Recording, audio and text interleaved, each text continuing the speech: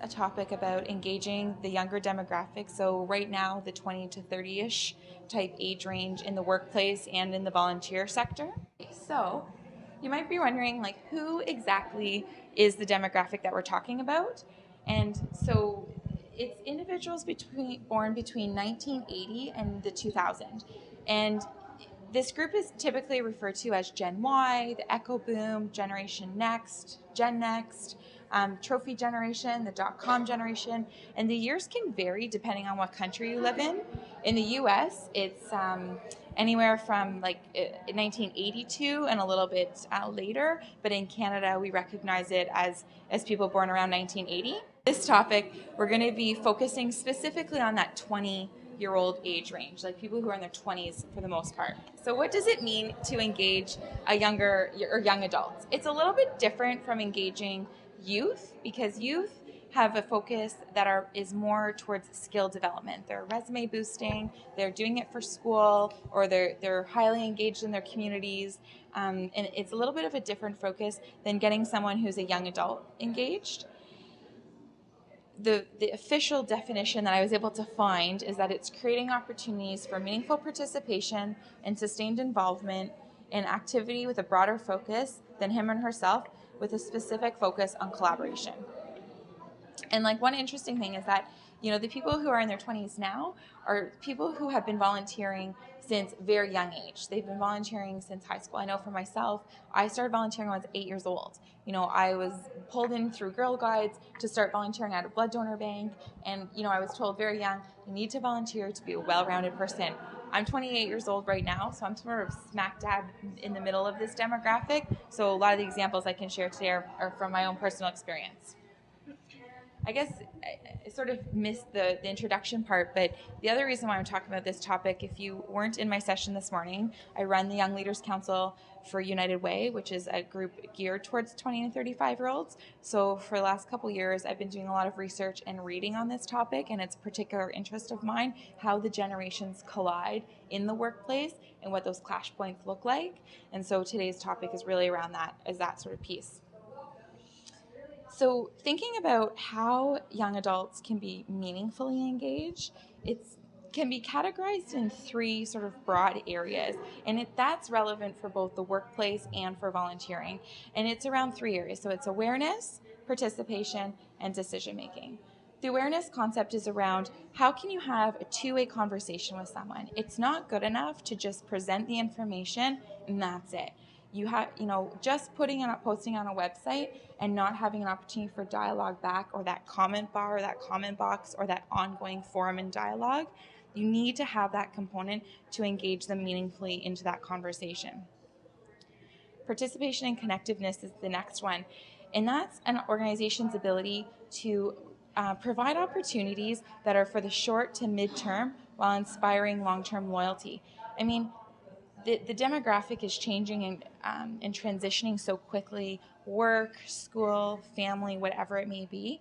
And so as they are transitioning, they can't commit to like that 2-3 year long commitment. I mean, if you're thinking of a higher, like a board level of board of directors, a 3-year commitment from a younger person is you don't know exactly what you're going to be doing in 3 years. So creating those shorter term ones can sometimes be a little bit better. And then the third piece is around decision making. So an organization's willingness and also readiness to provide the mid to long-term opportunities in leadership, both at the program level and at the organizational level. So it's not just bringing in someone, a young adult, to participate in the conversation at the program level, but is an organization ready to put a young adult on their board? We try to see, certainly organizations who are serving children and youth, we encourage them to have board members who are 18 years old to sit on their board, because it's, that authentic engagement. But as well, sometimes boards of directors are not ready to engage that person at that level. It might feel risky. It might feel like that young adult doesn't have the competencies. I share an example. When I was encouraging a board of directors, the CEO, to take someone on that was 22 years old, the feedback was, well, how do I know she's competent? Well, if you think about adults who are in a different demographic, how do you know they're competent? You have to do that same process, go through that interview, find out what their skill sets are, and still go for it. You just have to have that willingness and readiness to explore. can feel a little bit risky, but it's definitely worthwhile. So I wanted to provide a little bit of a comparison to sort of highlight that. Can you see, Kalichi? Okay, good. Okay. To take a little bit of a look at what was considered sort of then and what's considered now. And so things like, getting the news through the paper or through TV, socializing at the mall, shopping at the mall. I know when I was in high school, and I'm on the cusp of this demographic, I spent most of my grade 9 year in the Meadowvale Town Center in Meadowvale. Like, that's where I spent my time, was hanging out at the mall. Differences now, socializing by text messaging, shopping online. So other things that were sort of in that what was then category, spreading the word by phone or mail, pamphleteering, achieving goals through public policy, hierarchical leadership, nationalism, embracing causes as a political act, writing an annual check to a charity. That one's extremely relevant. Like, I work for United Way, so trying to get somebody to write that annual check for a young adult isn't going to resonate with them. Research using an encyclopedia, and trusting the opinions of experts.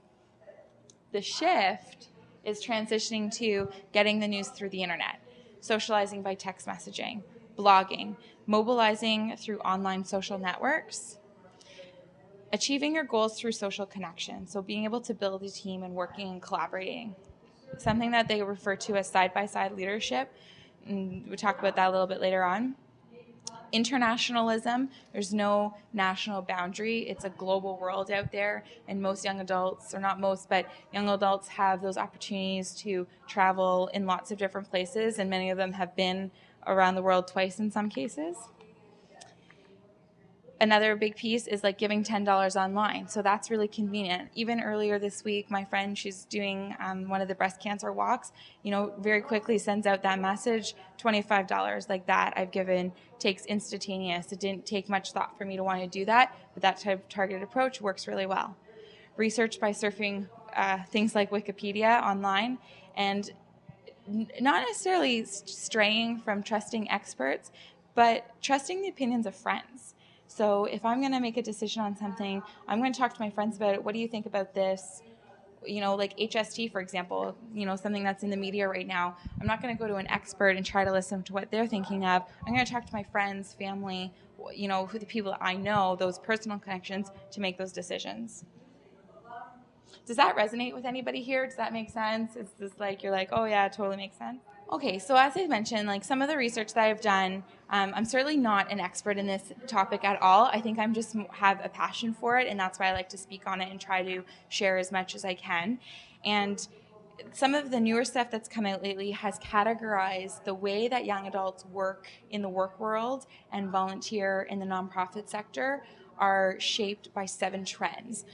7 trends that affected the way that they were raised and the experiences that they've been through, and sort of shaped who they are today. And so they're taking those trends and those experiences with them into the workplace, into the volunteering sector. And they're in these 7 categories. So parenting, entitlement, meaning, great expectations, the need for speed, social networking, and collaboration. So my presentation is just going to go through these 7 and then try to give you some tips on how you can integrate this into the field that you're in. Yeah. No, not definitely not order of importance, and not even alphabetical. I don't know. So parenting, I find this one particularly interesting. So the next generation, so young adults, the ones that are in their early 20s right now to mid 20s, they're their parents' best proteges and best creations. Our parents just poured their heart and soul into trying to raise the best little people that we could be. And that's created a really dynamic relationship between the young adults and the parents, in a situation where young adults are keeping their parents in the loop on a regular basis. If you don't have your mom on speed dial, or your parents that you talk to them at least once a week, or very often, and sometimes even daily, that's a little bit rare. They're in communication on a constant basis, and they also take them along for the ride. I mean, there's stories of parents' involvement. Everything from picking university courses to choosing benefits for health to choosing investment plans. You hear of stories and certainly in examples from some of the books that parents are going to the orientation at university with their children, participating like right in there like a dirty shirt, finding out what's going on, helping their kids do that. In some cases, going on orientations to jobs to say like, you know, my kid is like the best kid, you need to pick them, you need to get them involved, this is what they're good at, and sort of like pumping them up. So I mean, the parenting aspect has been a real influencing factor on how young adults enter the work world, because they're talking to their parents for advice and for information and back and forth. The second trend that surfaced is the entitlement piece. And so this demographic that we're talking about today was raised during the self-esteem movement with plenty of praise and thinking that they can accomplish anything they want. And so that's like a great way to, you know, go out into the work world and in the volunteer sector and have this entitlement feeling.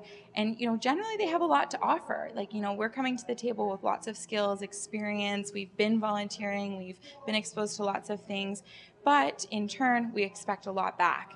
Things from like perks, you know, extra weeks of vacation or days off or just different types of perks along the way.